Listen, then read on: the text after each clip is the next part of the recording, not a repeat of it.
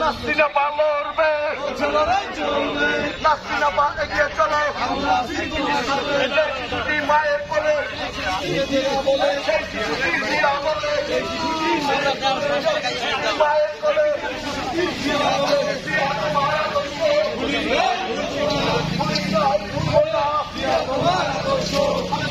আগে দিও না,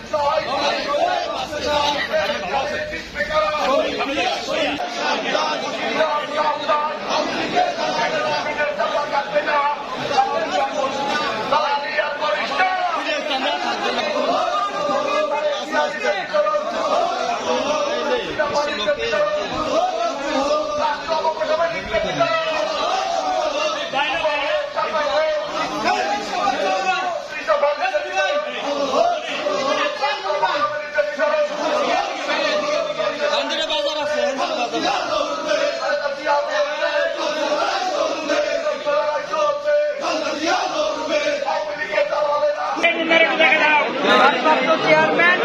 আমাদের নির্দেশনা দিয়েছেন একটি দফা মানুষের ঘরে পৌঁছে তারই ধারাবাহিকতায় আজকেও আমরা লিফলেট বিতরণ করছি এবং আগামী দিনেও আমরা করব,